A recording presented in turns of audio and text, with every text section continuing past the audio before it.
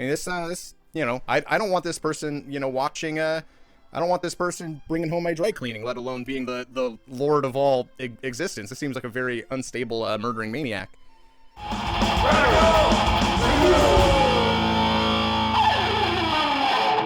How do you want to do this? Do you want to do the first opening statement, or should I? No, I'll go ahead if you want. Basically, who am I? Yeah.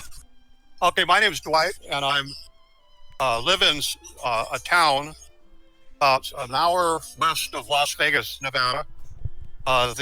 Consider this the gateway to Death Valley, our town.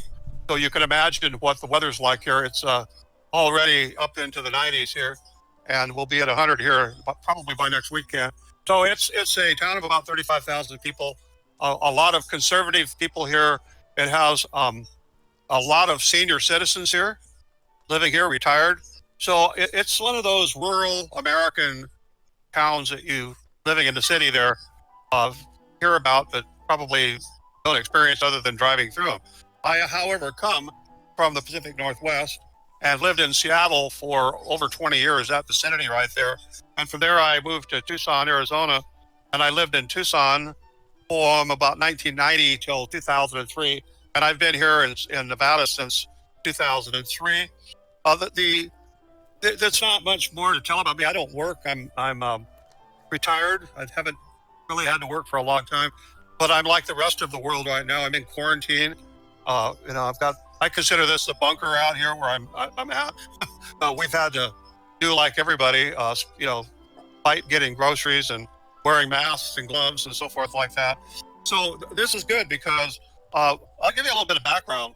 I never came from a religious family. And the story goes like this. My dad and his family were Roman Catholics, and I assume they still are. My dad passed away a long time ago. But when my grandfather died, my dad we're living in Washington State. My grandfather died in Oregon. Went down for the funeral he had two brothers, and he got in a fight with a priest over my grandfather's burial. I don't know much about it because I was really young. I was like maybe 6 years old when my grandfather passed away. But the argument was over the priest wanting to charge my dad and maybe I guess his brothers for burying my grandfather. And I guess that didn't fit well with my dad, that you had to pay to get somebody buried. So it ended up into a physical fist fight. My dad, I always called him the original Popeye the Sailor.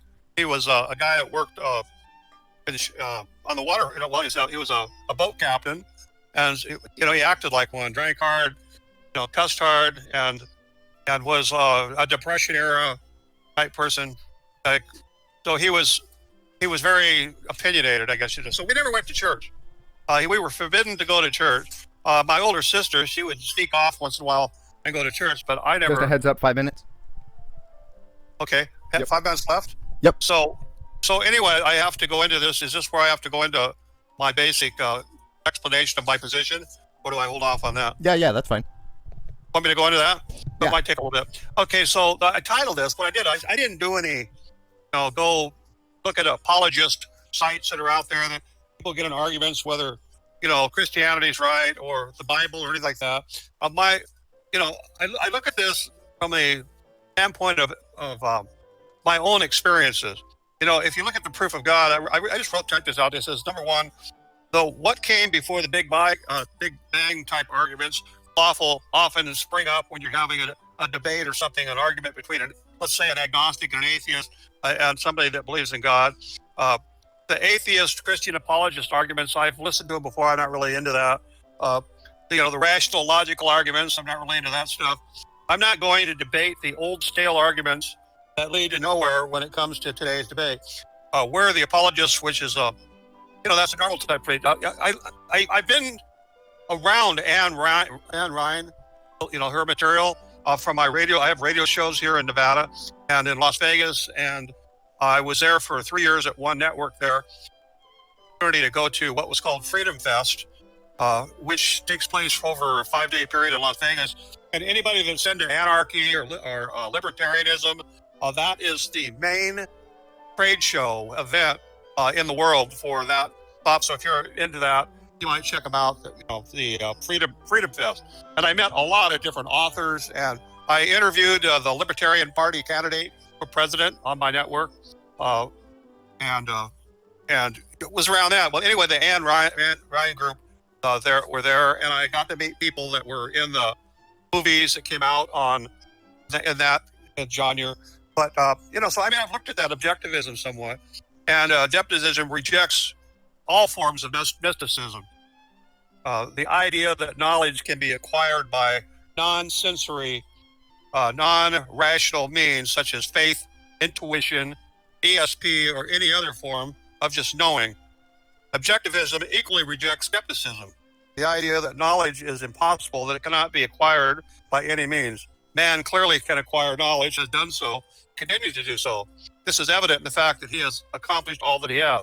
And the existence of God would fall into the realm of mysticism if one accepts that all reality and answers can be found in a three-dimensional sentient being with five senses, of which to experience the entirety of existence.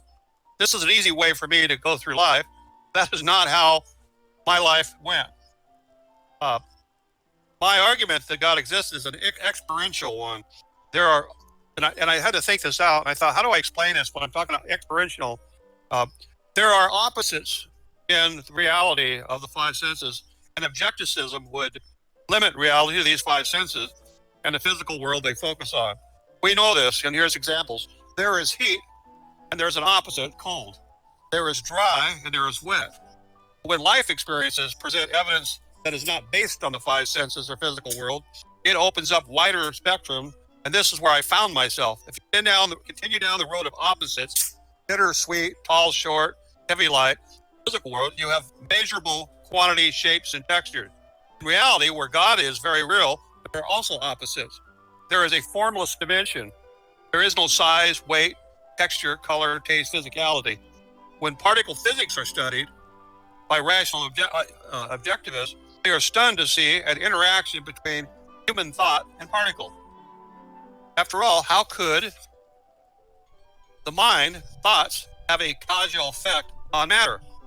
And you want to, that would be like supernatural. If you want to finish up that last thought? Okay. We now have a bridge of sorts from the mind and thought, spiritual concepts of matter. Thoughts do not have form or weight or shape, yet they exist. They are non-linear and not classifiable by objective science.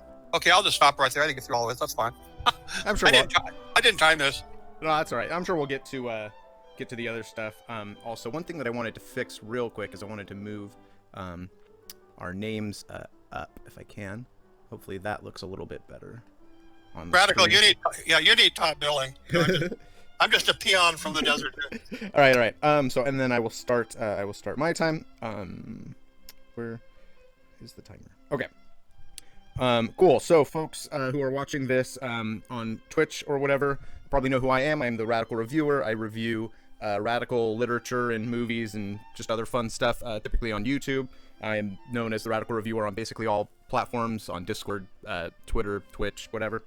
So for me, I was raised in a Christian household. I went to a private religious school for a couple of years in my early young life. I went to church off and on regularly, sometimes every week, and then a couple months without, and then every week again. I went to Bible camp every summer, and I even volunteered at a Bible camp when I was old enough to do so.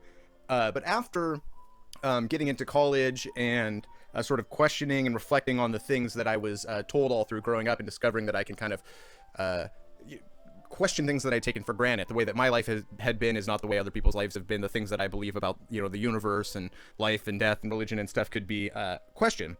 And so after that, I guess after reflecting on those beliefs, I'm now an atheist. I lack a belief in any gods.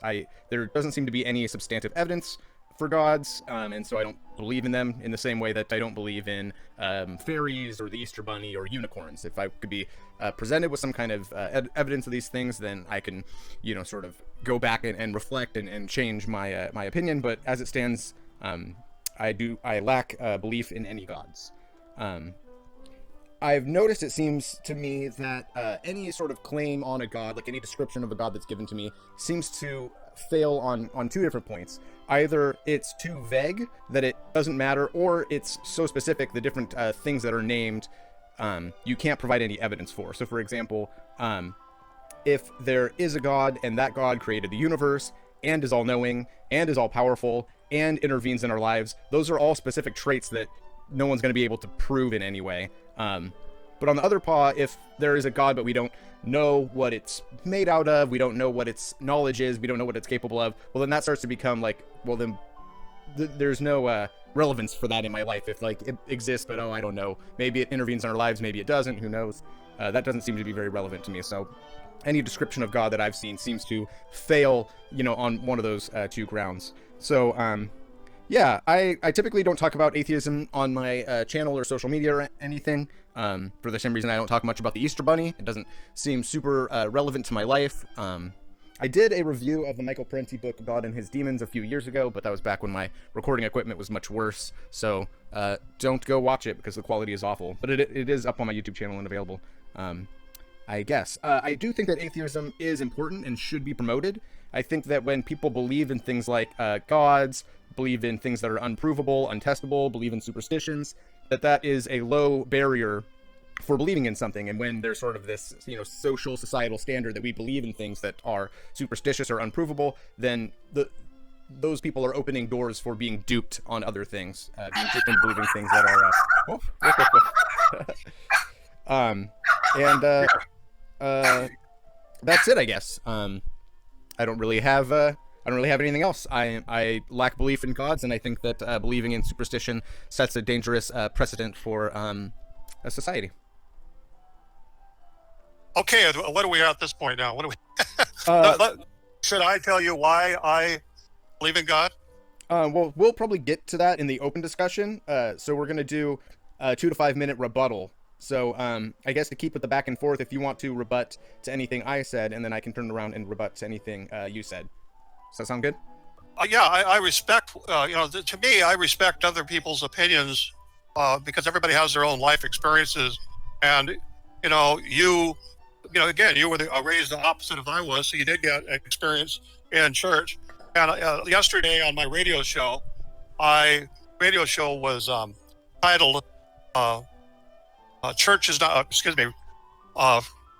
Christianity is not a building, and I've had a real problem with some of what you bring up, because I feel that people that have experienced church, and by the way, I have been to a lot of churches, and I rejected every single one of them because of it's more of a club than it was anything else. I could go into that later on.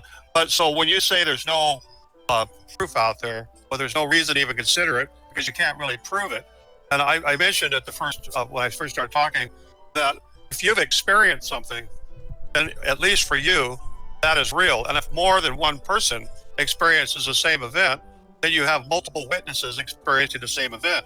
And I think a person that's not had any supernatural experiences, then that's a very logical conclusion to come to. I've not experienced any God.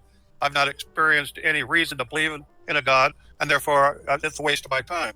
Because, a person's only got so many years. So I would agree, if a person has not had the experiences, but I have had the experiences, and they're very real, and they're witnessed experiences and phenomenal experiences. And so I came to my belief differently than most people would come to say that I just believe in God for the reason that they were raised in a church or something, and they were told to believe in it.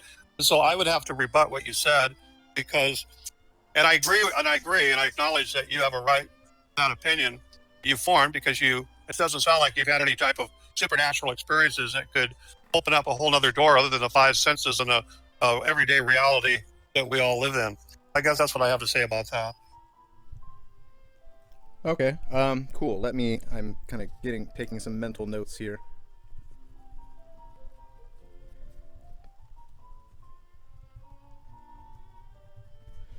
All right, cool. So let's go ahead and jump into my rebuttal. Let me start the old timer over here. The egg timer, right? Yeah, right. Cool. So I jotted down a few of the things that you have said so far. So you disagree with objectivism and the rejection of mysticism. The way that I've heard this explained, I guess, is there's substance dualism. This idea that there is physical substances like earth, wind, and fire and whatnot, and then also spiritual substances, whether that be gods or spirits or whatever. That there's this other realm of substances. There's dual substances, where I am more of like a materialist. So I believe a materialist in like the Marxist sense, right? Like I believe in material reality. I don't really believe in ghosts. I don't really believe in spirits. I don't believe in demons. I don't believe in angels. I don't believe in gods. You brought up the hot and cold and the opposites thing, and I don't know if this is necessarily what you were referring to, but I remember in a philosophy class that I'd taken, we discussed how some people justified the understanding of God as, well, there's like, if there's a hot and there's a cold and there's a spectrum, then there must be an absolute hot and an absolute cold. And if there is a good and there's an evil, then there must be an absolute good, and that would be God, or an absolute evil, and that would be the devil. But we kind of, or I, learning about this in the class, kind of came to terms with like, well, I haven't eaten the spiciest food, but I can understand spiciness just by my experience with it. I mean, sure, there's like an absolute spiciness, I guess, but I know that there are degrees, and I can understand it within like the degrees that exist. So, yeah, I don't think that there needs to be any sort of absolute good in the world. That doesn't seem to be necessary. And then I guess with my last bit of time here, you were talking about experiences. Are you familiar with the term ego death? Yeah. So, for the benefit, I guess, of people watching, ego death is typically referred to as, if you're having like a psychedelic trip or something, you forget, all of reality, and you kind of start over or go into your own brain, and like your experiences with reality seem to not exist. And I had two experiences with this in my life. One was a shrooms trip, and one was a ketamine trip. And on both occasions, it became like all of the world was existing for the first time, and all my understanding of just everything, gravity and reality and stuff, seemed to completely fade away. And I do know like there's a lot of people kind of can tie sort of mysticism and psychedelic experiences together, whether it's like a Robert Anton Wilson type person, or who's the guy that wrote V for Vendetta, Alan Moore or whatever. But I enjoyed those experiences. I learned from those experiences, but coming out of it, I didn't believe in any sort of mystical realm. I just thought, okay, well, there was substances in my body that were affecting my sense perceptors in such a way that like almost like I was having a dream. I was not understanding the world as it is, not because I was tapping into any kind of other realm, any sort of ethereal space, but just because I was like being in a dream. I know that the dream isn't real. It's just my brain, kind of the chemicals in my brain playing fun tricks on me, and then it's over. So that has been, I guess, what I would consider the closest that I've had to a spiritual experience. And that is, I had like a minute left, but I'm basically done. So I think now, if you are ready, I'm going to set the timer for an hour, and we can open it up to just regular discussion. Sound good? Yeah, I think I'll start off here. Okay, Yeah. What my life has been one of constant search. I mean, there's not much I haven't stuck my nose into throughout. I guess I've just got a supercharged inquisitiveness about myself that I always have to look into something. So I have delved into matters like New Age matters, spirituality matters, and meditation. I was trained as a hypnotherapist, so I've done hypnotherapy work. And when you're being trained for that, I was at a community college where the professors made you go through all sorts of, where you were being hypnotized. I mean, you were practicing the different techniques of hypnotism. And then when I look into matters of reality, the nature of reality. In fact, I think it was a book titled that, The Nature of Reality. And you mentioned the drug type experiences. I know there's a lot of Native Americans that experiment with different types of psychedelics, and it was Carlos Castaneda, the guy that wrote books about that way back when. I can't really recall the whole stories because it was like in the 70s that I read the book. But what I found intriguing is the relationship between mind and thought and my physical body, and that what I think, was it coming from my brain, or was it coming from something else outside of my brain? And I come to the conclusion from my research that the thoughts, a person's mind and thoughts, are completely separate from the physical brain, while as people say, no, that the brain is where the thoughts come from. Some of the evidence that points to why I believe the way I did come from medical professionals. One case in particular that I recall, and I got this off of a YouTube video of two cardiologists, sort of world famous. They claim, I don't know the names of heart doctors and stuff, but they are alleged to have been pretty popular, pretty important people in that field. And Hey, they do you have the video going on in the background? I can kind of hear a slight echo, at least on my end. Really, I don't have anything going on. Do we have a video going on in the background? Oh, okay. So I guess my better half here has got something going on. Anyway, well, we're at home. You can probably tell that when I look at the video. So you heard the dogs barking, and my wife's moving around here, and she's watching or listening to this. I don't know that. So anyway, let me go on here. I just train of thought was dropped. So anyway, this video, the interview, they said that this case in point, and there's lots and lots and lots of cases about this, and it gets into the term near-death experiences. But they were operating on this guy, and it was like a routine heart surgery, and they did whatever they did to his heart. And when they went to bring him back out of the heart surgery, because I believe they put you on a heart-lung machine and they stop your heart and do all this, they couldn't get this guy to come back. Every technique that they knew, and this happens in heart surgeries. Not everybody that goes in, when you sign the forms to go to the hospital, basically you're saying, hey, I accept the fact that I might die here on the operating table for this procedure. Well, this guy didn't get brought back, and they worked on him, I believe the story goes, for something like 20, 25 minutes, did everything they could, and finally had to call him that he was dead. And so the people in the surgical ward were pulling all the stuff out of the ward, cleaning up. He was laying there dead, the body, and the two doctors that were involved had left, and they came back, and they were standing in the entryway to the room, and they were talking like, well, is there any way that we could have done something else? There's something that we missed here. And while they were doing that, they noticed that the machine turned, the indicating activity came back on. That there was brain activity. He'd been completely flatlined, no brain activity, now for like 25 minutes to 30 minutes, which is a possibility. Possible. Not that after you'd say the person's dead, they're gone. But they came back on. Oh my God, they called in more people and they stabilized this guy. And he was in a coma for a couple of weeks. When he came out of the coma, this is the amazing part of it. He said that he was in the upper part of the ceiling watching them work on him. And he talked about the stick-it notes that one of the nurses kept putting on the screen. Call, to the doctor, because these operations take a long time. Call home, bring bread. Your secretary said you have a meeting tomorrow. All these, and this guy could see those from the ceiling, whereas the body was not capable of seeing anything on that side of the screen. This guy was relating all of this, telling everything that was going on in that hospital room. Now, this is just one case of there's a lot of cases like this, and you can find them.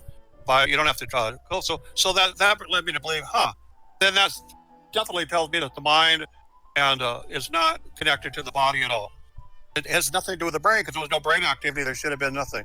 That would be my logical conclusion. So what from this causes you to go to the biblical realm specifically? Then, I mean, that could be anything. Well, right? If you're talking about the biblical, I can tell you that. Okay, so like I said, I have experienced a lot. My basis is experiential. About 5 years ago, something like that, I had a demonic experience, a real demonic experience. Prior to that, back in 1996, 95, in December of 1995, I bought a house in Tucson, Arizona, and it had been built about 9 years before that. It was in a subdivision, modern house. It wasn't some old rickety haunted house. And that house was a haunted house. That house had ghosts in it. I wasn't just me experiencing it. My wife, who I met my wife after I bought that house, and we lived in a full-blown haunted house with all sorts of paranormal activity coming on all the time. Temperatures in the room, because this isn't a desert. So in Tucson, from about now until next December, it's 100 degrees more. It could be more than that. And the house would cool off. No reason to cool off. Temperatures dropping suddenly 10, 20 degrees. But the phenomena that you read about and hear about with ghost activity, I won't go into all of it. We experienced all of it. One occasion, a friend of ours that we were gone. We used to travel for about 6 months out of the year. He stopped by the house to check on it. He had two friends of his. They were on motorcycles, and they were friends were from Colorado. And one of them was a girl. He had his wife, and the other guy had his wife. And they needed to go to the bathroom. So he said, well, we can stop in at Dwight's house, use the bathroom there. And when they stopped in, he went in through the garage, and the women went in to go to the bathroom, and they come screaming out of the house about, Well, later. let me say this about that kind of stuff, right? My contention with this is it kind of sounds like I don't know, therefore I do know is like the logic of it. So a similar experience to what you're saying. My father recently passed about a month ago at this point, and my stepmom was telling me these stories of finding pennies. Like there was a penny sitting on top of the dog, came out of nowhere. There was a penny sitting outside where she smokes. It came out of nowhere. And then she looked it up, and like, oh, that's where the term pennies from heaven comes from. There's a lot of sort of research and stories about people in the spiritual realm being able to interact with copper or whatever, right? But she doesn't know where the pennies are coming from. And then, I don't have an answer for where they're from. Therefore, I have an answer, right? Like if you can imagine, in medieval times, someone stumbling upon a fossil of a dinosaur, and they have no understanding of dinosaurs or anything, so they can think, maybe God put it here to test our faith, or maybe the devil put it here to trick us, but their ability to understand that is limited. So a scientist would say, I just don't know. Like, I don't know where that came from. We don't have the information available to test that yet. But some sort of superstitious belief or a mystical belief would say, I don't know, therefore I know. I'm making a claim about this event, even though there's no way to test or prove it. And that's what I have a problem with. Okay, well, that's a very good point. Now, if you take that further, we can't prove a lot of things that we know are there. We don't know, for example, if a breeze is passing across us, what it is. We don't know. You can't say that the breeze is air. You don't know it's air. You can't prove it's air. It's just a breeze going. You can say, what is gravity? Nobody knows what gravity is, but I can guarantee can be scientifically tested, But they don't test. They can't test and prove what the force of gravity is. They don't know what it is. They just know that gravity exists. Because if you get up on the top of a building and jump on, you're going to find out that it exists because you'll be down at the bottom. I don't know what you mean about not. I mean, there's like Newtonian physics, Einsteinian physics. There's a whole school of science about understanding what gravity is and how it works, right? In a testable realm. There's absolutely nobody's come up with a definition of what gravity is. They can only talk about the experiences of gravity. They can't prove what gravity is. Now, they can have a theory, but they've never proven theory of gravity. So they can't say that gravity exists other than, if you're going to take it on a scientific basis, you can't prove it exists if you can't prove it. Make a definitive theory that you could prove that there it is. That proves that it exists. You just can't. There's things like that in life. And, there's forces out there. We could say that the tidal forces that move the waters are caused by the moon because we see the moon pass. But because we're not on, we don't know. We really don't know. A lot of those theories is such a massive force that we're talking about that how do you put it in a bottle and really examine it? You just know that the water goes back and forth as the moon cycles go and all of that. That bodies are causing the water to do this and that. And in a spiritual realm, which is what I was talking about, there is, I look at it differently because I've had experiences. I've been attacked by demons on more than one occasion, physically attacked. I was walking, one account I could give you, and this wouldn't prove anything to you other than it happened to me, is that I was walking across the grass at a cemetery locally here to back up into a walkway, and I was sucker punched with a baseball bat on my chest that went all the way down emotionally, psychically, physically, that I was hit. And immediately I went on the defense. I mean, what was that? I didn't have a meteorite fall out of the sky. Nobody threw something at me and hit me. I was hit. I was, okay. It left me a brutal experience. Okay. I had a really bad panic attack. The first panic attack I had was, only like a few years ago, right? So I had no idea what it was. My whole life, I'd never had such an experience. I didn't know what to call it. And then, a few months or years later, after talking about this experience, people said, "Oh, that's a panic attack." Oh, well, that's what a panic attack is. I have this feeling like my chest is caving in and my insides are like kind of cold and hollow, and I think I might faint or throw up or something. I don't really know. That was a panic attack. I had no name for it before, but it wasn't anything spiritual or supernatural. It's a pretty standard, experience that can be how do you know understood. How do you know it wouldn't have been a spiritual attack? How could you define it what it was? Somebody told you that it sounds like a panic attack, but you don't know that it was a panic attack. You had an attack. Yeah, but Correct? so there's degrees to which like a claim can be believed, right? So like an example I heard recently, because I was listening to discussions preparing for our discussion, I was listening to what other people had brought up, and one person says, if I tell you there's $1 in my wallet, there's no way for you to prove that I have $1 in my wallet, but it seems pretty believable. $1 is not a lot of money. If I tell you I have $5,000 in my wallet, well, that's, okay. I mean, that's kind of a huge chunk of change. I don't know if I believe that. If I tell you I have alien currency from another planet in my wallet, okay, well, that's like a fantastic claim. The amount of evidence that would be needed for me to believe you that barrier is pretty high. So for me, for the panic attack thing, if the evidence there seems to be plenty of evidence to suggest that a panic attack is a normal occurrence. It has these various side effects. It affects a bunch of different people. All indicators show that was very likely that was what I had, where, spiritual experiences don't really have any kind of testability. You can't, look at them in an MRI or whatever. The claim is so fantastical and the evidence needed is so fantastical that I can just dismiss it. Well, but you're not going deep enough into research, because people are attacked by unseen forces, and there is physical evidence. There's scratches that appear that are bleeding. There's bruises that appear. Where? I mean, there's nothing, no reason for it to appear. Nothing that would be logical that explain where that scratch came from, other than it was being inflicted by something invisible. But that goes back to what I said. You don't know, therefore you know. And like I can't follow that logic to say, scratches appeared. I don't know where they came from. Therefore, I know where they came from. It was spiritual. So, but it would be an invisible experience, something that was a happening experience. And this, in the God realm, what I've come to believe, because we form our beliefs basically on our own research and our own experiences, then you would look at it that we have this three-dimensional existence here. We could measure it. You could take a tape measure and measure how tall a person is, put them on a scale and put them on, and have find out how much weight, how much mass is being put down on a scale. But there are different spiritual realms, from my experience, that there's nothing that can be weighed. When you're into the spiritual realm, that is a realm of intelligent beings that are not of this dimension, and I can't show you one because they're invisible. I could only show you the effect that they have that can manifest physically. That things do manifest, just like a temperature. Let me think. Why would an experience be happening, and the temperature in a room, the temperature just in that room, not outside, not another part of the house, drop 20 degrees suddenly?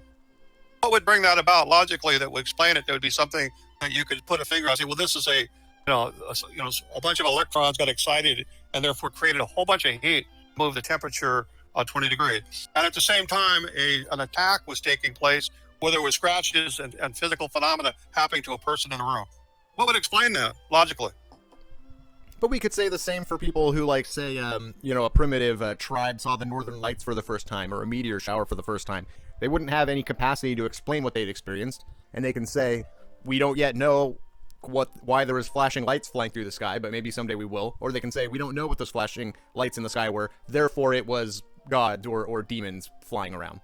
But us from the future, us from the present time, know, well, we have, meteorologists or, astrology scientists that understand the way that astral bodies move around in space and causes things like meteor showers. We can explain it now because we have the science available to us to properly explain the material conditions that cause, meteor showers to happen, where maybe someone in a primitive time that didn't have that technology would just say, I don't know, maybe it was, God or spirits, or, the sun god's mad at us again or whatever. Yeah, but I have to use my reasoning and logic, and it goes in the face of somebody like remember Christopher Kitchens? I think his name was Christopher Kitchens or something like that. He was an atheist. Kitchens, yeah, that's what he passed away quite a few years ago. But he was an avowed atheist, and there was another guy, I think he's still alive, avowed atheist. They both wrote books on it. I read their book. I have not been a believer of God for like my whole life. I didn't know. I never had a religious upbringing. It wasn't until I started having experiences. And you're right, we could take a look at what is that phenomenon that's out there. Let's look into what the experts would say. Let's look into what astrophysics information, what books are written, and we can start researching what just transpired, what we saw, but we don't know what it is. And that's what led me, when you mentioned earlier in this conversation, the Bible. I hadn't brought it up at all. And I thought, well, what would be the logical book for me to look at? Try to dig in deeper the phenomena. I'm experiencing evil, pure evil, and I suspect some of the listeners out there could have had a similar experience. I fully admit that and agree that you've said you've had none of these experiences, so you would have no reason to believe. Zero, in a sense. But you could say I've never had a demonic attack, never had any interaction with the supernatural, and I would say, well, you may have, because demonic activity is going on all the time. But a person doesn't recognize it or accept it as that. They could easily say it's something else and go off, which is fine. That's a perfectly fine position to be in. I would say until the attacks came to a point where you had to get help. And this is where demonologists and exorcists and stuff, their realm of where they deal with this stuff all the time. But I never looked at that. I was looking at what could I find that would try to explain some of this. And I had never read the Bible. I did. I read the Bible from page 1. I made it a goal. I'm going to read through the Bible, and I did. And it was the most boring experience because it was like a King James Bible written in a language that I don't speak 15th century English. I don't want to go looking at words and everything. But those are not that. That's because that's an earlier translation of Greek and so forth. I don't want to go off on that too far. But I started looking and I started reading in the Bible where people were having experiences that I had thousands of years ago that had been written on scribes or scribed onto papyrus, scrolls and so forth. So that it wasn't just me having an experience here. The experiences were being described by other people a long time ago. And so it was like a step-by-step process. And then again, I thought, well, logically, then if there's this demon evil out there attacking people, causing people all sorts of grief, then there has to be an opposite of that, which is good. You mentioned that earlier, that, well, that there must be an absolute good if there's an absolute evil.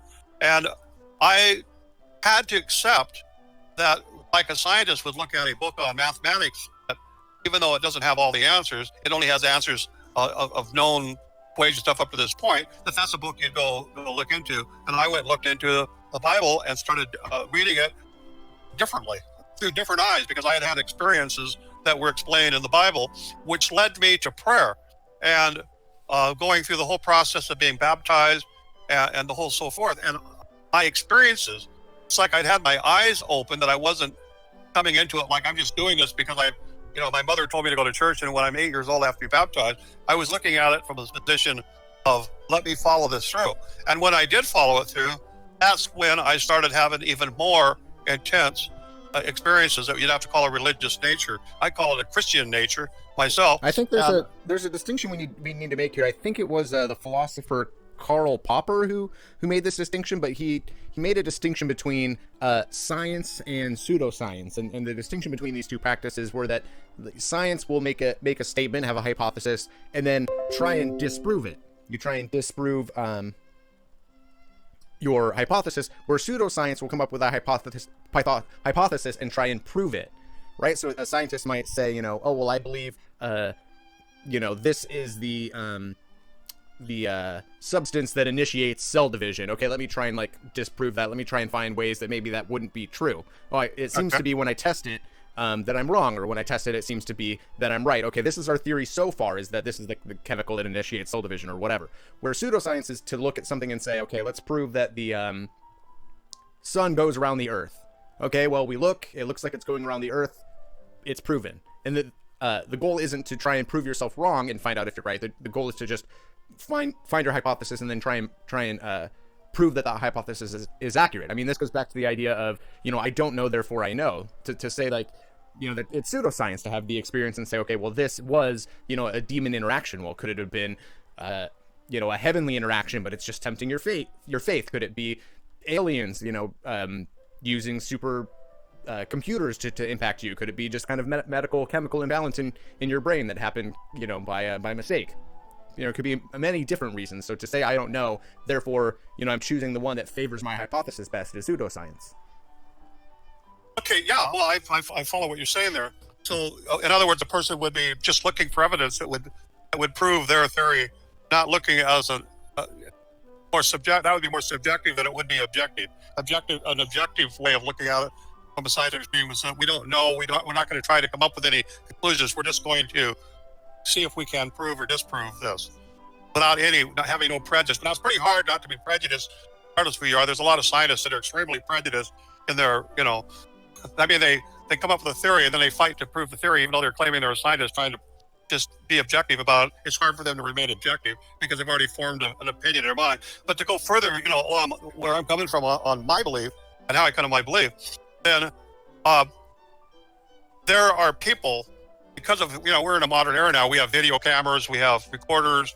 It's really easy to follow up on stories about supernatural activity and go and experience it. And so there are people that have filmed, witnessed, and gave accountings of what I would have to consider to be phenomena pointing towards a God and a good. Well, there seems to be a lot less global floods and talking burning bushes now that we all have cameras in our pockets. I don't know if there is or not, but I do know that there was a guy, his name was Father Amorth, and I probably mispronounced the name. It's like an Amorth, and he was considered the Vatican's exorcist. And I'm not a Catholic. All I know is I've read a book about him. I read a book about an American priest that studied with him and others. And this guy spent 30 years as an exorcist dealing with demonic phenomena and witnesses seeing bodies levitate up to the ceiling. Now, there's no physics. There's no natural physics. Like a magician. Well, no, a body going up into the ceiling. Yeah, like how magicians do. It was being held down by other people, and it could be even a feeble person that was being, where demons were being driven from him. And this 90-pound noodle weakling throws off 4 grown men and levitates the ceiling and stays up there for an hour. These type of phenomena exist out there, and they've been videoed, and there's eyewitness accounts. And again, the world's a lot smaller now. There's more people. One thing to just say, well, I heard something. It's another thing to have witnesses out there that can testify that they saw this happen. Again, I mentioned the experiences we had with the temperatures changing. There's no physics or natural way of explaining. But you're right. When you get into a spiritual world, when you're talking about, well, are there angels? Well, there have been witnesses of angels. And see, well, how do you know it's an angel? Well, the only way I would explain it would be because they match up. That's not the only way to explain it is pseudoscience. It's pseudoscience to say, I don't know, therefore I know, therefore I'm claiming to know when I don't know. But that would be the same way as an atheist. That would be the same thing as an atheist position. How they so? would be saying that they believe that there's no God because they can't prove it. But that doesn't mean that one person or you, for example, can't prove there's no God just because you haven't witnessed any. But I didn't say. But I didn't say I believe there's no God. I said I do not believe. I lack a belief in a God. Show me evidence of a God and I'll change my mind. As of now, I lack belief in it. I lack belief in unicorns. Show me evidence of unicorns and I'll reconsider my position. But as of now, I'm not saying there's absolutely 100% zero unicorns. But right now, I have no reason to believe that there is. Show me evidence and I might change my mind. Then that would be an agnostic position, and that would be an atheist position. That'd be an agnostic position. Well, agnosticism is about understanding knowledge. So an agnostic would say, you could be an agnostic atheist, or you could be an agnostic religious person. But the agnosticism is to believe we can't know about gods, which I almost don't know that I believe that either. I wonder if we could get to a level of advanced technology that we could find out, more about such things. I mean, there was a time when people thought that only humans can play chess, and then we developed computers that were able to play chess. Turns out we were wrong. We just didn't have the technology available to prove otherwise. So, maybe technology will advance to such a way that we can prove or not prove the existence of gods. But as of now, it seems to me there's no evidence for it. Oh, well, that's, and I agree that you have that opinion based upon your own way of analyzing reality. And me, I look at reality as being more than 5 senses, and if it doesn't exist within 5 senses, and by using my eye senses and light, coming off a page to read something that somebody put down, then I can't say that there is or isn't something. I have to have absolute proof. When you get into absolutism, that's a rabbit hole to go down. That I don't think there's a bottom to it. To go into absolutism, I believe that that experiences, using the mind. Again, which I believe is separate from the brain, and the experiences of the supernatural spiritual realm, that you start witnessing experiences that you can explain on a supernatural spiritual realm that proves that there is a God. That, for instance, using prayer and praying to God, and using the prayer, let's say, for healing. And there are plenty of cases where people lay hands on people. That is explained. Now, see, I'd have to go to the Bible, look under book of Matthew, find out, well, where did this healing, where did this charismatic stuff come from? Where and there's Jesus, who is a God, Son of God, but a God figure of that in the Bible, and he told the biblical people there, the apostles, that you will, speak in tongue, you will heal, you will drive out demons, you will prophecy, depend upon what that particular talent.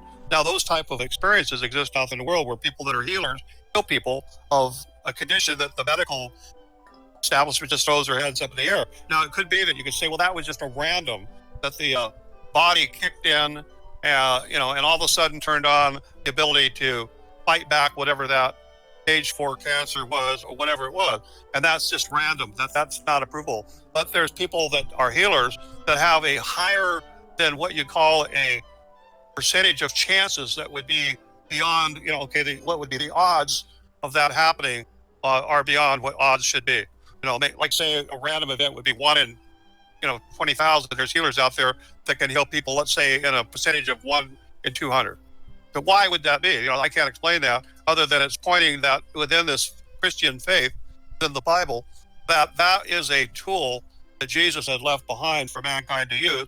And it's a supernatural tool, but it seems to work enough times that I would have to say, well, there's got to be something to it. See, I have to look at things from my reality, that there's something to things. There's something to gravity. There's something to different forces out there that even though I can't see them, I've never had God. When I say I believe in God and can debate his existence, I'm going on the evidence that appears that people have talked about that did meet God, that are in the Bible, that I don't know if they existed or not, but the stories that we're told can be matched up with stories in modern times. And I go, well, that's pointing to that. It's kind of, it would be almost like a scientific way of looking at it. Say, well, this was experienced there, then therefore this is experience that was explained back there. I'm putting the two together. Okay, that is the same experience. Well, let's take things in kind of a specific direction, because I don't think we're going to get. I think that we're just going to agree to disagree on the. That's fine. That's fine. Existence of a mystical realm or whatever versus only the material realm is what exists. So let's go specifically to the Bible here, because my stance is, if you want to talk about gods, the existence of God or gods in general, then I would just say, there doesn't seem to be any evidence for one, therefore I don't believe. But if you want to talk about the God that's explained in the Bible, then I would say I absolutely do not believe in the God that's named in the Bible, because there seems to be a lot of contradictory stuff, right? The Bible claims that the God of the Bible is an all-knowing, all-loving God, and yet he, let's see here, he killed, the Great Flood, killed a whole bunch of people. Sodom and Gomorrah killed a whole bunch of people, killed all the firstborns, in Egypt. Seems to just kill people willy-nilly. I can't imagine such a figure, creating the complexities of, DNA sequencing or anything like that. This seems to be a very, childish,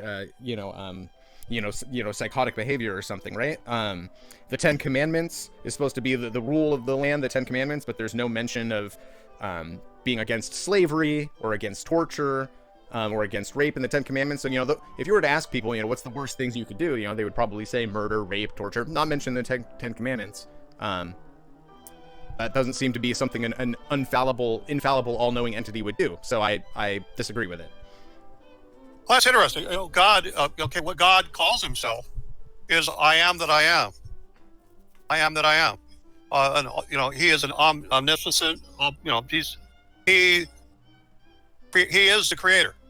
So when we judge what's good and bad, looking at it from, again, a subjective point of view of a human being viewing slavery as being bad, viewing massacres as being bad. But in the Bible, what it talks about, since you mentioned the Bible, it talks about a perfect existence of a man, Adam, and a woman, Eve, and they lived eternally. There was no reason to have any type of, they could be naked, no shame. It was the way I look at it, was explained as being a perfect existence, and it wasn't until sin came about. God didn't create sin. People in the Bible says they sinned. He warned them against this, and they went ahead and did it anyway. From that point on, when somebody is massacring masses of people, then it's a sinful nature that they have that is causing them to massacre those people. Now, God is a God of free will. when something happens, he can you can do something. He's not going to stop you from sinning. Well, let me give you some quotes right from the, because I was quoting all over my New Living Translation of the Bible here for my notes. So let me just throw you some quotes, then we can decide if this is a sin or if this is the acts of a unstable, benevolent being. So we got 1 Samuel 6:19. The Lord killed 70 men from Beth Shemeth because they looked into the ark of the Lord. 2 Kings 19:35. The angel of the Lord went out to the Assyrian camp and killed 185,000 Assyrian soldiers. When the surviving Assyrians woke up the next morning, they found corpses everywhere. Amos 1-3, that whole chapter is just all God killing various entire civilizations of people left and right, raining fire and everything. Deuteronomy 20:13, when the Lord your God hands the town over to you, use your sword to kill every man in town, but you may keep for yourself all of the women, children, and livestock and plunder. You may enjoy the plunder of your enemies that the Lord your God has given you.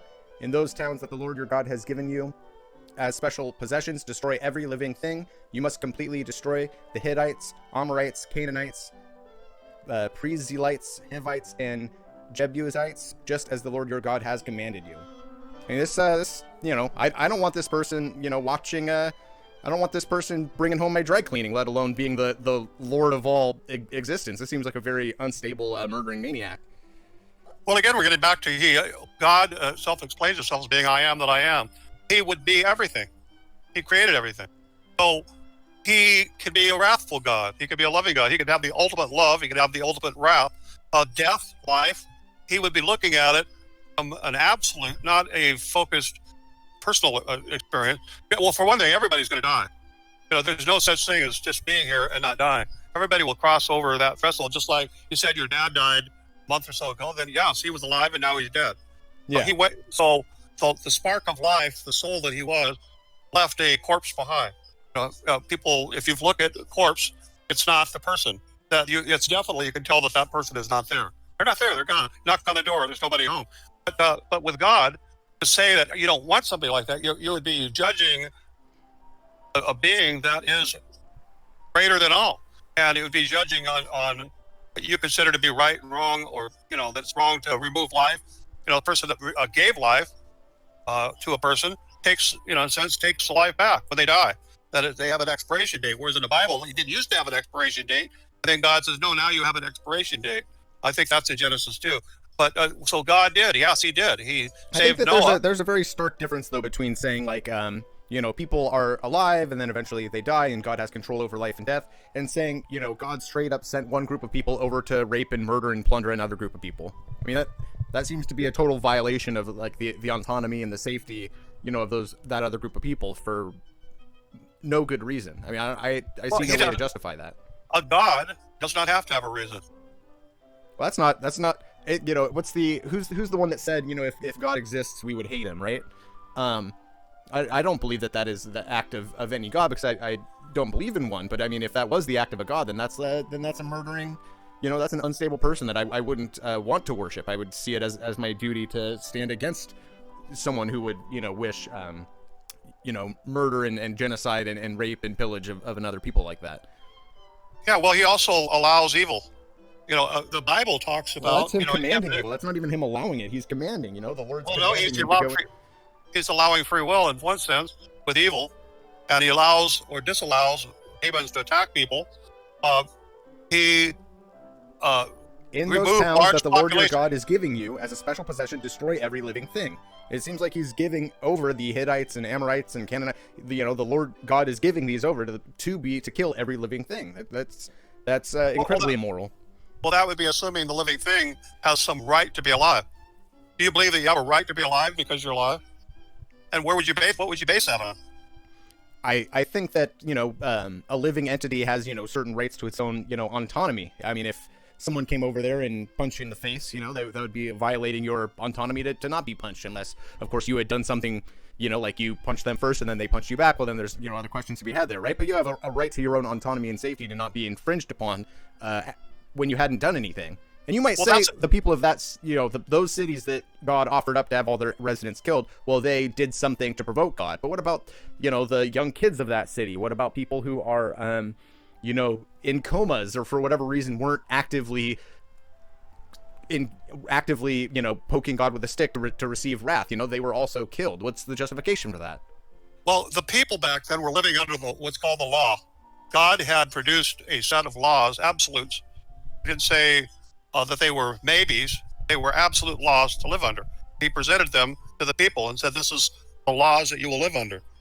And when the people failed to live under them, then he took absolute wrath out on them, which he felt, I suppose, I'm not God, justified to do. He doesn't have to justify anything he does, but he expected the people to live. He created the people, and he gave them a set of rules that they had not had up to that point.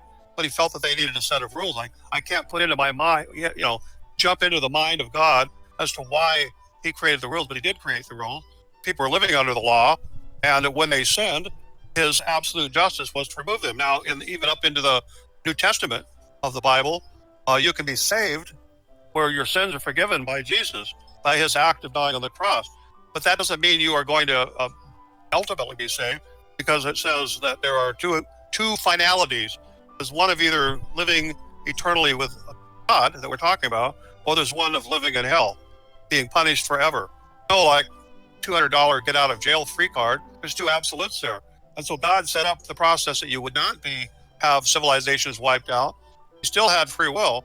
So you've got to right up to the moment of death to reject God or to accept God. But it's an absolute that he says you take. Once you take it, there's no turning back. There's no, I made a mistake, please let me into the pearly gate. So what about people who never heard about the Christian religion? What about the thousands and millions of years of people living on the American continent with no contact with Christianity?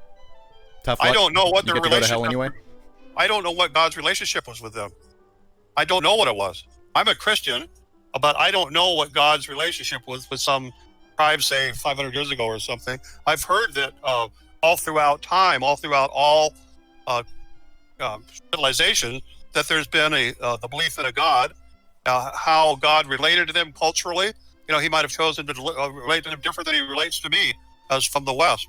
I can't put into a judgment of God how he's relating to people, other than I only know how he's related to me. And again, getting back to the good and evil, that's how he's related to me. And I have formed an informed decision that there's a God based upon experiences, and then again through the Bible that people experienced stuff with God, experienced stuff with angels, experienced stuff with demons. It's written about. So you believe in the existence of hell? Yes. Will you have a hard time enjoying heaven, knowing that some people didn't make it and they're going to be tortured for all eternity? I don't judge. I wouldn't be judging the situation because I wouldn't be here in a physical body. My soul would be what's going into heaven, and I would be in a fine place. Here's how I look at it even today, and that's why, as you've noticed, when you and I connected, I promote Christian beliefs on my Facebook page and on a radio show that I do here. And if people want to find out more about what I do, in a sense, they can just send me a friend request or just go to Facebook, Dwight Lilly. I'm not hard to find, Lilly, and you can look at me there and watch my radio shows that are filmed. But I advocate on behalf of God and Christianity. So I guess if I got to the point where when I'm dead, what would I think about the people that had not taken the opportunity through free will save themselves? Yeah, I mean, I'd like to think I've lived a very noble life, and okay? I live in a world where there's this all-knowing, all-powerful God who is purposefully hiding his existence from me, knowing that I won't believe his existence without any evidence for it, damning me to eternity in total torment for eternity for the, hopefully 80 or so years of being on the planet and having no, he's withholding his existence, ensuring that I will go to hell. And then you will just, I guess, enjoy heaven knowing that for the great sin of not believing in something that I never saw evidence for, I will be tortured forever. That seems ludicrous to me. But you have free choice here, and again, like I mentioned earlier, and again, I'm not a scientist, but there's things that are in existence like gravity and particle, quantum physics and stuff. Hey, I can't explain why in particle physics why you can look at a particle and it moves based upon your thinking. And I read a book about that. I don't know why that happens, but I'm not going to say it doesn't happen because it doesn't match up with what seems logical based on my five senses. So I have to look at when you say that because a person was not shown by God to be real, I say, well, he did. he didn't limit his way of showing to the five senses that a person has. He showed it through spiritual matter, through experiences. But people can say, hey, that didn't happen. God wasn't showing me that him proving himself through that experience, because I don't accept non-linear, material experiences being real. That's a choice. You see, he gave you the free choice that you don't have to experience. You don't have to accept it. He is like holding fire under your feet and saying, a radical reviewer, I am holding a fire under your feet. You have to believe in me. He gives you a choice to believe in him or not.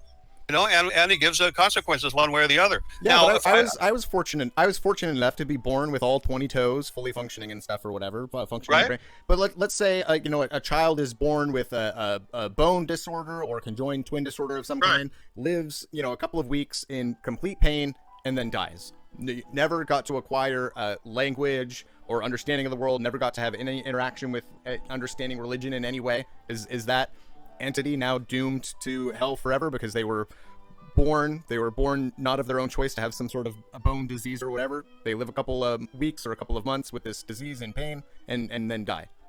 Or like a newborn that was born and died. Yeah, exactly. Hey, I can't answer that experience, but I would only fall back on how God has treated his creation in other instances.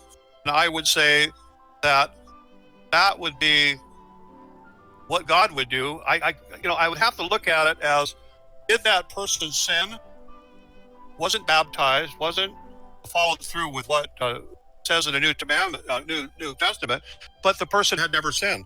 And if you have never sinned, then yes, you would go be with God, because it's only those that sin, that disobey, that don't go to God. I guess the person would, and you get into this conversation about, what about these people? And why are they born, all crippled up and everything? What kind of a life is that? What kind of a God do that? And I looked, there's a guy, his name was Viktor Frankl, and he wrote a book called Man's Search for Meaning. And Viktor, I think it was Jewish, but he ended up in a Nazi concentration camp, and where he was absolutely controlled. I mean, you're there, you witnessing people being, killed for no reason at all. A perfect evil example right there. And he said, when I was there, I was perfectly calm about it, because they could take my freedom away from me. They could put me in chains. They could wrap me up in duct tape. They could take my mind away from me. As long as I had my mind, I was free and perfectly okay. That's what he attributed, how he survived. I think like 6 years in a concentration camp. I believe the skill set he had, he was a musician. I think he might have been a musician, and you could play the trombone, so we're not going to put you in a gas chamber.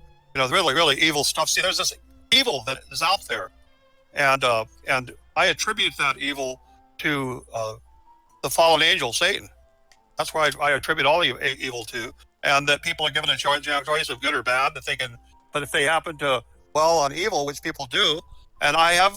Again, I'm not going to go all experiences. I probably will someday go into the numerous actual experiences that I never, in a sense, just dropped in my lap. I didn't necessarily go looking for many of them, but I was not going to say that they didn't exist because it happened. But anyway, I don't. Yeah.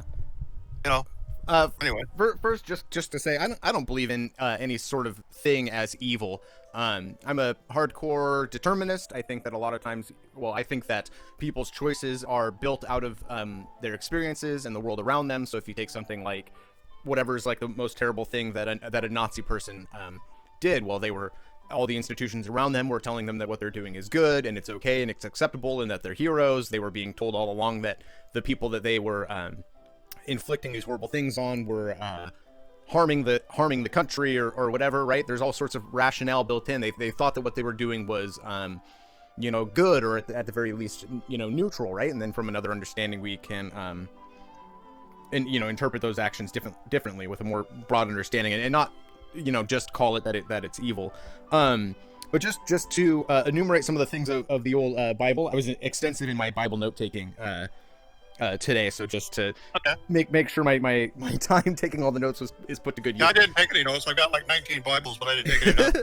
So here's some things in the Bible, right, that gives myself good reason to not believe in it. So we've got all the stuff in Leviticus, right? So Leviticus 20 from 9 to 13. Anyone who dishonors the father or mother must be put to death. If a man commits adultery with his neighbor's wife, both the man and the woman have who have committed adultery must be put to death. If a man violates his father by having sex with one of his father's wives, so apparently the multiple wives thing is fine, but if the son has sex with one of the wives, the man and the woman must be put to death. If a man practices homosexuality, having sex with another man as with a woman, both have committed a detestable act and they must be put to death. Leviticus 24:16, anyone who blasphemes the name of the Lord must be stoned to death by the whole community. Any native-born Israelite or foreigner among you who blasphemes the name of the Lord must be put to death. Matthew 13:31, every sin and blasphemy can be forgiven except for the blasphemy against the Holy Spirit, which can never be forgiven. Exodus 21 talks about the treatment of slaves, how to properly sell your daughter into slavery, how to properly treat your slaves. Timothy 2:11, women should learn quietly and be submissive. I do not let women teach men or have authority over them. Deuteronomy is full of a bunch of these also. So Deuteronomy 13 to like 23, kill anyone who suggests worshiping another god, kill stubborn children, kill people who cross-dress, kill people for make sure you build a railing around your roof so people don't fall off. I just thought that was interesting that that's in there. Don't plant crops side by side. Don't wear interwoven fabric. If you rape someone, give the dad 50 shillings and you'll be married forever. If a man has an illegitimate birth, him and his next 10 generations cannot be admitted into the assembly of the Lord. I mean, this is like this is a very, very old civilization that wrote, these books, and the rules and things that they wrote about reflect that. A quote that I like a lot is, God is as fallible as the people who believe in him because he's made in their image. Which is that, whatever beliefs that the group has, the God that they invent also has those beliefs. So, of course, from a very ancient time period where slavery was normal, marrying people to their own rapist was normal, killing people for, various promiscuous acts was normal, then they invent a God that justifies those things. Where now, looking back, we can say, this is abhorrent. This is a book of, a God that kills people willy-nilly, that invokes, horrible rules that ensure people are killed for victimless crimes and things like that. Totally unjustifiable, I think. Well, let's get back to Genesis, where that wasn't in existence in the beginning of Genesis. It wasn't until man disobeyed God that it opened the door for sin, and God set into place rules that he expected people to live under. And if they didn't live under those rules, then they would be put to death. Now, when you get into that early, remember, from a person that's a God, believes in God like I do, I believe that the Bible, including the Old Testament, the New Testament, and the Psalms and the whole ball of wax, is the divine inspired Word of God. Everything was written there. So when it says that in the Bible, now it was written originally in Greek and Aramaic and Hebrew, ancient languages. Translated a bunch of times. Reformations all over the place. Yeah, so the translation that we have is the best translation. But if we read the Bible in the Spirit of God, then we're reading it through the inspired by the Holy Spirit that dwells inside of us. So we're reading the woods, and it's giving us the interpretation as we're reading it. I'm not a person that believes that I need to have my Bible interpreted to me by somebody else. The words are there, and I believe the Holy Spirit interprets it to me. So when I look at those, all of those Leviticus areas you brought up. Yeah, Leviticus and Deuteronomy are the big, questionable sections. They're questionable to person, but they were the law. Those are the books of law, and that was the established. We don't live by those laws. I imagine you don't go around stoning people willy-nilly. I haven't stoned anybody in about 3 days. No, just kidding. No, you're right. I don't go around stoning, but the culture of the times and the interaction between God and those times, I fully understand it, because God was dealing with people that were sinning, and he says he doesn't want people to sin.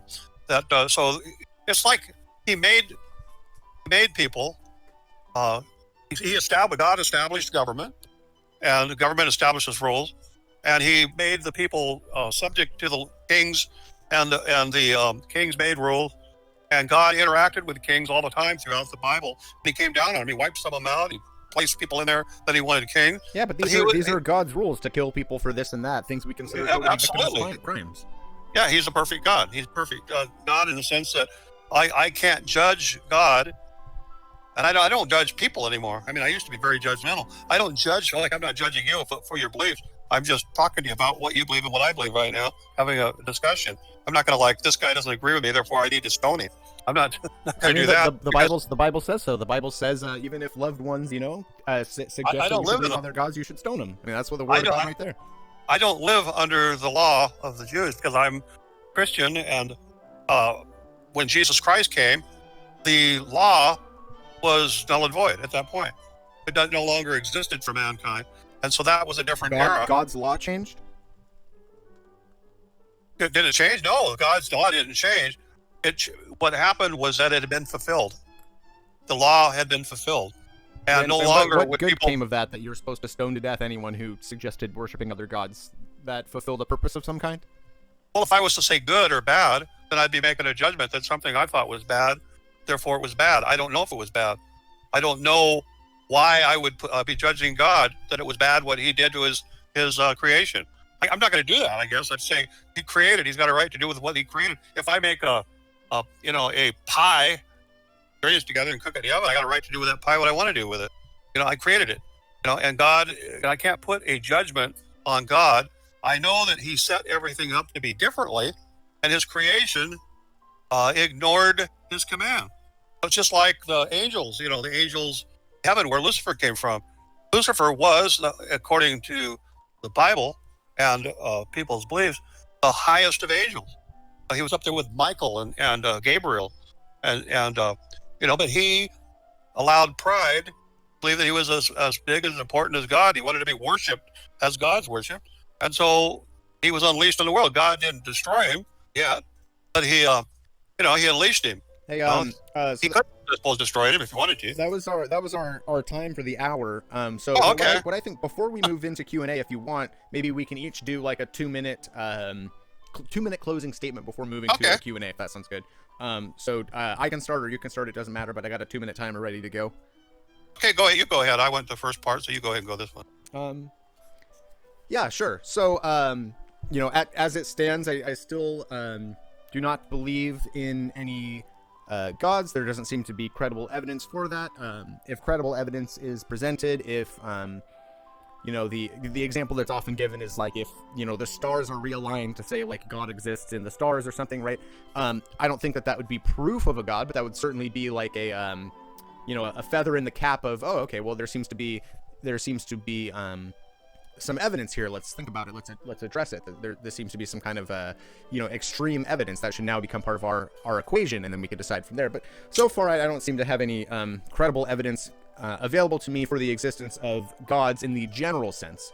When it comes to the Judeo-Christian God of the Bible, I feel like I've kind of expressed and explained, that this seems to be a God that puts very arbitrary rules, murdering people for victimless crimes, murdering entire cities and sections of people in a genocidal manner for reasons, I guess. I don't know. It seems to be a very immoral, entity, which I don't believe in. But if I were to believe in, I would not like this entity for putting these terrible rules and stuff on us, and for murdering people willy-nilly, or for calling for the murder of people willy-nilly. I think that is very abhorrent. And I guess that is my time. 5, 4, 3, 2, 1. Timer off. Well, I believe in God, and again, I mentioned how I got into digging into the Bible, and beginning with Genesis in the Bible, because I wasn't there at the beginning, even though God says that He's known me since before the world was created. I have to take that as being factual. But in the beginning, in the first chapter of Genesis, He explains how He created everything, and created all the animals and the fishes, those stars in the heavens, and everything that's there that I can see and unsee. Mentioned in the Bible, the heavenlies. About the heavenlies, so it's not just one heavens. He created the heavens, more than one heaven, which to me explains that there is a multiple heavens up there. But we didn't get into that. Doesn't make any difference. And again, I have to look at life as how I experience it, and I've come to the conclusion that it's not be experienced simply with the limits of my 5 senses: my sight, my hearing, my touching, my smelling. It's not necessarily my feelings. It's experiences that I've gone through in life that led me to the conclusion that there is a God. And again, the more I dug into the story of God, which I find in the Bible, then it started adding up. And when I have prayed I've had prayers answered. When I have cast out demons, the demons have been gone. When I've dealt with paranormal issues that we've had to deal with, my wife and I, that dealt with it in how God instructed to deal with it, then it changed. So I guess what I'd say, it's like taking the ingredients that is explained to me in the Bible, and when I mixed them up, said that we were going to have biscuits, that I had biscuits. It's just like approaching a cookbook. I don't know how to make a chocolate cake other than to follow the directions of somebody else that made one. And when I did it, there was a chocolate cake sitting there. All right, that is time. You want to finish up that idea that you were on? That's just what it says. My belief is, I firmly believe that there's a God. I believe the evidence is all around that it's there. It's a person's choice to accept it or not. And that's where I'm at with it.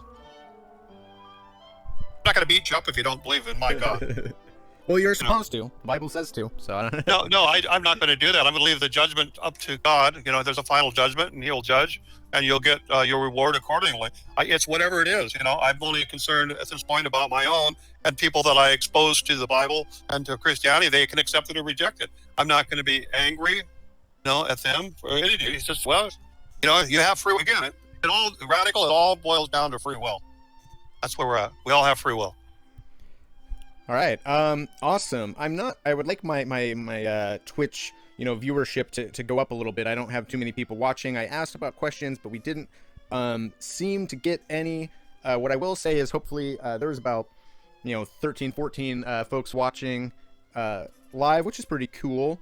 Hopefully we will keep this going. I think I'm going to throw this up on YouTube probably here in like a week or so, and we had other topics of debate we'll probably cover. I think this went well, and sure. I think we're going to address other topics in the future, right? Yeah. I mean, you treated me well. You didn't beat me up. With your listeners, viewers, and that, everybody has their own viewer. Because I know on my radio shows that if I happen to be covering, like I've had one topic, I think I had 10,000 views on my that which just went viral on Facebook Live, and then I have other topics that I get like.